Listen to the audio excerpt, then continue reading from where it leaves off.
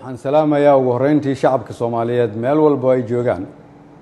23 February 2017 ayaa la ii magacaabay xilka ra'iisul wasaarenimada qiyaastii 1247 maalmood ayaa ka soo wareegtay muddadaas 3 sano iyo barka ah waxaan dalka Soomaaliyeed ugu adeegayay daacadnimo karti iyo hufnaan anigoo aaminsan inay ahayd waajib dalkayga iyo dadkayga ka saaran muddadaas xukuumadda iyo aniguba waxaan ku guuleysanay howlo waaweyn waxaa ka mid ahaa inaan dib u habeyn ballaaran oo dhaxalgal ah ku samayno ciidamada qaranka oo maanta soo gaaray meel ay u diyaarsan yihiin inay la wareegaan amniga guud ee dalka inaan dib u habeyn ballaaran ku samaynay nidaamka maaliyadda dalkeenna oo dunidu noo soo istaagtay soo celinay kalsoonidii uu caalamku nagu qabay kuna qabay hay-adaheena dhaqaale oo inoo saamaxday in laynaga cafiyo deyn lagu lahaa dalkeenna muddo dheer dadaalkaasi waxa uu ku dhacay soo jeed iyo iyadoo la geliyey wakhti badan waxaan la dagaalanay musuqmaasuqa waxaan gudbinay shuruucdii ugu badnaa ee xukuumadda ay gudbiso waxaan ku guuleysanay mushaarka shaqaalaha bixinteeda iyo mushaarka ciidanka oo bil walba laga soo bilaabo Janaayo 2017 uu qof waliba qaatay waxaan ku guuleysanay dowlad wanaag iyo amaano waxaan ku guuleysanay annagoo dib u soo nooleynay sharaftii ummadda Soomaaliyeed si loo ilaaliyo dhammaan guulahaas ay xukuumadda iyo shacabka Soomaaliyeed gaareen dhammaan shacabka Soomaaliyeed oo qayb ka ahaa rabana in la sii joogteeyo waxaa lagama maarmaan ah ilaalinta nidaamka awood isku wareejinta dalka oo si dimuqraadi ah u dhacda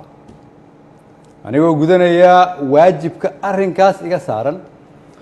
ayaan xukuumadda faray inay ka shaqeyso in dalku aado doorasho lagana fogaado muddo kororsi oo dhalin kara khalkhal siyaasadeed mid amni iyo mid dhaqaale waxaan ka shaqeynay isu keenidda dowlad goboleedyada iyo dowladda federaalka isugu keenay magaalada Dhuusamareeb si go'aan loo dhan yahay looga gaaro doorashada hadda dalka ku soo fool leh waxaan isku raacnay in la isku soo laabto 15 Agoosto si loo dhammaystiro geedi socodka doorashooyinka dalka inkasta oo kulamadii Dhuusamareeb horumar fiican laga sameeyay haddana waxaa muuqataa in weli uu socdo fikirkii ku aadanaa muddo kororsiga oo salka ku hayay wixii maanta ka dhacay golaha shacabka fikirkaas oo aan mar hore ka digay oo aan aaminsanahay inuu keeni karo khalkhal siyaasadeed dalkana dib u celin karo ayaan waxaan mar kale xasuusinayaa ummadda Soomaaliyeed in dalka 4 sano mar ay doorasho ka dhacdo iyadoo xukunkii ay qoro isu dhiib inay tahay dhaqan sax ah oo dalkan lagu bartay ayna tahay kulligeen inaan ilaalino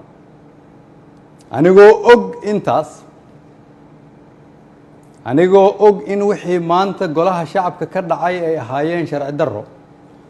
aan loo marin habraacii saxda ahaa ee xilka qaadis xukuumadeed anigoo og inaanay ku jirin ajandaha anigoo og inaan laga doodin anigoo og inaan loo codayn anigoo og inaanay waafaqsanayn dastuurka iyo shuruucda dalka haddana waxaan go'aansaday inaan anigu ummadda Soomaaliyeed u noqdo tusaale oo aan iska casilo xilka aan ummadda Soomaaliyeed u hayay anigoo dhowraya midnimada dalka iyo inaan dib loogu laaban burbur iyo dhibaato si aan ugu tiro shacabka Soomaaliyeed qaybna aanan uga noqon khalkhal iyo dib u dhac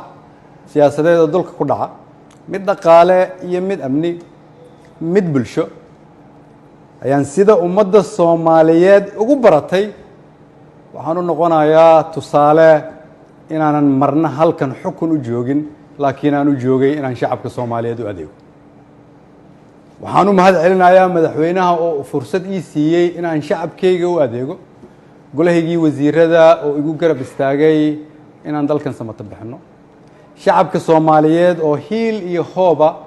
ila garab taagnaa iina ogolaaday inaan soo hor istaago oo aan u shaqeeyo mar walbana garabkayga taagnaa iina hiiliyey waxaan u mahadcelinayaa saaxiibada Soomaaliya oo xilliyo adag iyaguna na soo garab istaagay ummadda Soomaaliyeed waxaan u rajaynayaa barwaaqo dalkan rajo ayaan ka leenahay kulligeen dalka ayaa kulligeen inaga weyn cid waliba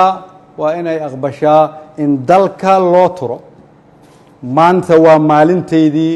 aniga ayaa u turay dalka shacabka Soomaaliyeed meel walba ay joogaan waxaan leeyahay